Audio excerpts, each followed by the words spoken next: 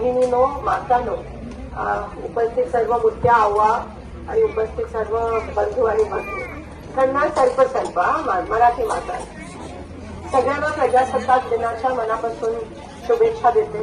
आज प्रत्येक भारतीयाच्या आयुष्यातला खूप महत्वाचा दिवस आहे. 15 ऑगस्ट आणि आजचा दिवस आपण जात पात धर्म काही न बघता सगळेजण साजरे करतो. हेच भारताचं वैशिष्ट्य आहे जे भाजप तोडायचा प्रयत्न करते. अनेक वर्षापूर्वी जे ब्रिटिशांनी केलं डिवाइड अँड रूल, ब्रिटिशांनी आपल्याच लोकांमध्ये धर्म जात पात याचं कीड लावलं स्वतःच्या स्वार्थासाठी, त्यांच्या सत्तेसाठी, आणि भारताचे 2 तुकडे केले. आज भाजप नेमकं तेच करत आहे. भारतीय जनता पक्ष आज जेव्हा आपण तिरंगा फडकवतो तेव्हा हळूहळू तुम्ही बघता, जेव्हा आपण जनगण मन गातो तेव्हा सगळे हळूहळू येऊन उभे राहतात. अगदी तिकडे बाहेर असलेला एक व्यक्ती जरी असेल, लांब कोणत्याही जातीचा असेल, कोणत्याही तरी तो येतो आणि तिरंग्यासमोर नतमस्तक होतो. आणि असा कोणता व्यक्ती आहे इकडे जो जनगण मन गाताना ज्याच्या अंगावर शहारा येत नाही? मला सांगा. आपण वर्षातून 2दा गातो, पण जेव्हा गातो तेव्हा डोळ्यात पाणी येतं. तेव्हा आपली क्रिकेट टीम जेव्हा उभी असते आणि जेव्हा आपलं राष्ट्रगीत येतं, सुरू होतं, तेव्हा सगळ्यांच्या अंगावर शहारा येतो. कारण का आपण सगळे भारतीय आहोत. आपण पहिले भारतीय आहोत. भारत माता की जय म्हणजे काय? भारत माता कोण आहे? कोण आहे भारत माता? हे देश, हे मातृभूमी भारत माता आहे, बरोबर? पण ती मातृभूमी तर जमीन आहे, ती माती आहे, तो दगड आहे. त्या मातृभूमीची आत्मा कोण आहे? तुम्ही आत्मा, मातृभूमीची आत्मा. तू आहेस मातृभूमीची आत्मा, तुम्ही आहात मातृभूमीची आत्मा. आणि म्हणून मातृभूमीची आत्मा म्हणजे मातृभूमीत राहणारे तिचे लोक. आणि भारत माता की जय जेव्हा म्हणतो तेव्हा त्या अव्वाच्या नावाने आपण जय करतो, तेव्हा त्या शेतकऱ्याच्या नावाने आपण जय करतो, तेव्हा त्या तरुण मुलीच्या नावाने आपण जय करतो. तेव्हा माझा तिथे मित्र एक सहकारी उभा आहे तुझ्या नावाने. तुम्ही भारत माता. आणि सगळ्यांच्या नशिबात नसतं की बॉर्डरवर जाऊन लढायचं, पण देश सेवा हीच लोकसेवा आहे. जेव्हा आपण लोकांची सेवा करतो त्याच्यापेक्षा सर्वश्रेष्ठ देशसेवा काय असू शकते? आणि आमच्यासाठी तुम्ही भारत माता. जेव्हा तुम्हाला वेदना होतात तेव्हा त्या मातृभूमीच्या डोळ्यातून पाणी येतं.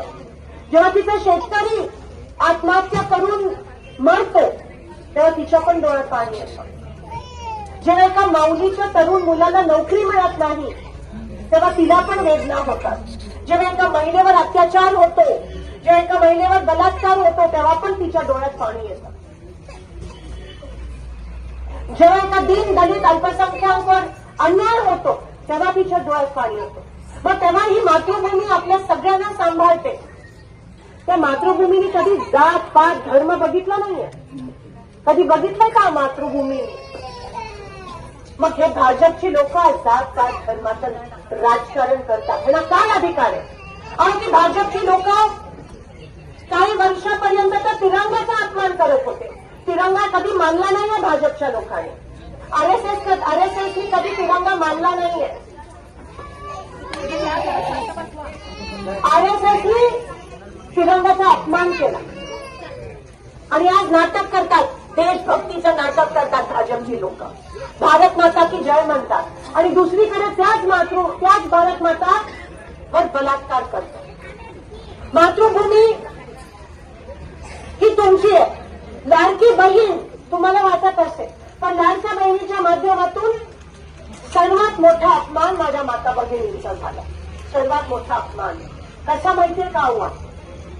कारण का लाडक्या बहिणीचे पैसे तुम्हाला देण्यासाठी भारतीय जनता पक्षाने संजय गांधी निराधार योजना, ज्याला आपण डोल म्हणतो, ते डोल बंद करण्याचा पाप हा भारतीय जनता पक्षाने. तुम्ही बघता जेव्हापासून लाडकी बहीण सुरू झालं तेव्हापासून संजय गांधी निराधार म्हणजे डूल बंद झाला. बरोबर आहे का नाही? और डूलचे पैसे येतच नाहीये, श्रावण बाळचे येत नाहीये. पीएम किसान 50,000 तुमच्याकडून घेताना टीव्हीच्या माध्यमातून आणि मग 2000चं भीक देतात. महिन्याला यायचं बंद झालंय. आणि त्या पीएम किसानसाठी पण कुठे थंब करावा लागतो, कुठे लिंक करावं लागतं. आता शेतकरी बिचारा कष्ट करून त्याचा थंब पण उठत नाही. ट्रिगर, पीक विम्यासाठी एवढे ट्रिगर केले, दुधाला भाव नाही, कांद्याला भाव नाही, सोने कसला त्रास होतोय. बोला आमच्याशी, बोला माता, कसला त्रास, शेतकऱ्यांना कसला त्रास होतोय, बायकांना कसला त्रास होतोय, कुणी बोलत का नाहीये. बोला, आम्ही तुमच्या वतीने बोलतोय, तुमची लढाई आम्ही लढतोय. आज तुमच्यावर होणाऱ्या अन्यायाबद्दल आम्ही नाही बोललो, काँग्रेस नाही बोललं तर कोण बोलेल. लक्षात घ्या, सगळे सुखी आहेत का, सगळे संतुष्ट आहेत का. नाही, मला माहिती आहे, मी गावोगावी जाते, मला माहिती आहे काय त्रास होतोय लोकांना. आणि तुम्हाला बोलतं करणं आमची जबाबदारी आहे, तुमच्यासाठी लढणं आमची जबाबदारी आहे.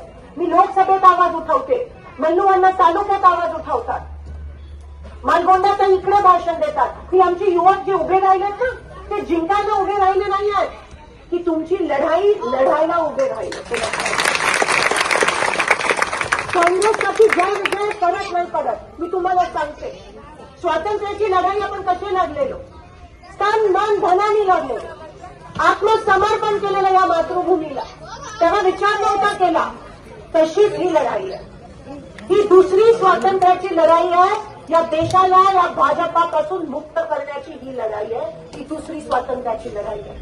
त्या लढाईत आपण सहभागी नाही होऊ शकलो. इकडे आज उपस्थित तरुण दादा,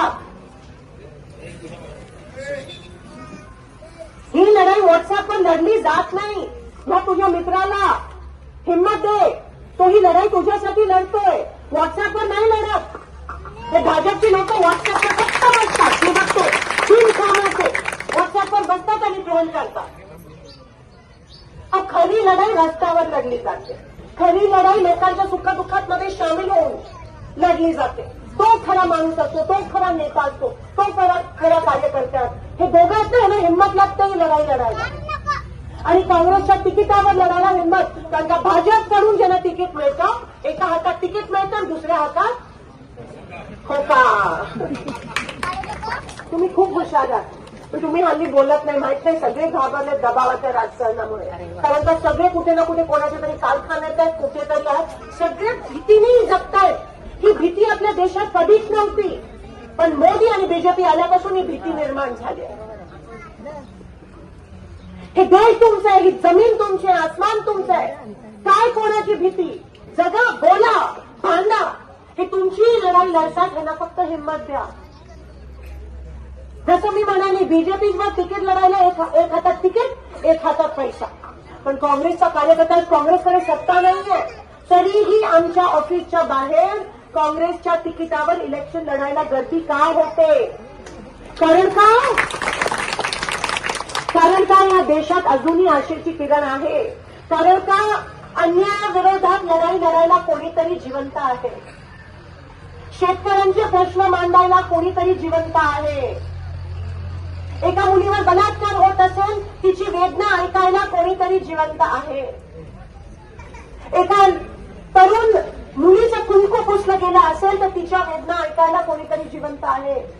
एका शेतकऱ्याला त्याच्या अतिवृष्टीने झालेल्या पूर्ण शेती वाहून गेली आहे, 5 वर्ष लागणार त्याला याच्यातून संसार पुन्हा उभा करायला. त्या शेतकऱ्याची वेदना ऐकायला कोणीतरी जिवंत आहे, आणि तो म्हणजे काँग्रेस पक्ष जिवंत आहे. आम्ही फक्त इलेक्शन लढायला येत नाही, ही लढाई आपली संघर्षाची लढाई आहे. अन्यायाच्या विरोधात, जसं मी म्हणाली, आज आम्ही नाही बोललो तर पूर्ण जिल्हा भाजपमय झालाय. कोणी ईडीने तिकडे गेलंय, कोणी भीतीने तिकडे गेलंय, कोणी पैशासाठी गेलंय, कोणी सत्तासाठी गेलंय. पण आम्ही उरलोय, आम्ही राहणार इथे. आमच्या रक्तात काँग्रेस आहे, कारण का आमच्या रक्तात लोकसेवा आहे, आमच्या रक्तात प्रामाणिकपणा आहे.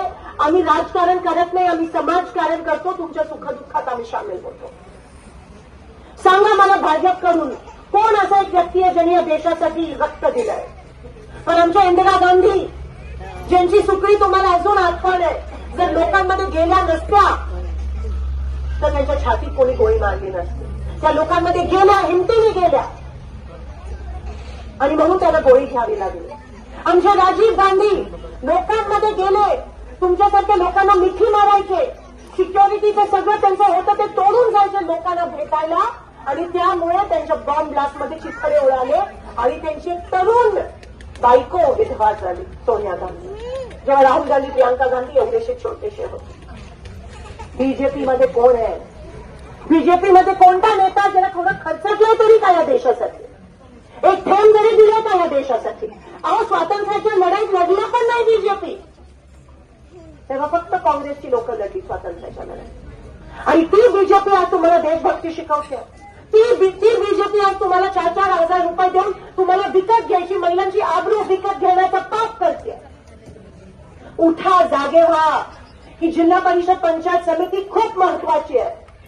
ही फक्त उद्याची लढाई नाहीये, ही भविष्याची लढाई आहे. एक तुम्हीच आहात आमची आशेची किरण. आम्ही तर बोलणार, आम्ही विरोधक आहोत, पण तुम्ही बोलायला पाहिजे. तुम्ही कसे बोलणार? सगळ्यांना बोलण्याची व्यासपीठ नसते, पण मतदान असतं तुमच्याकडे.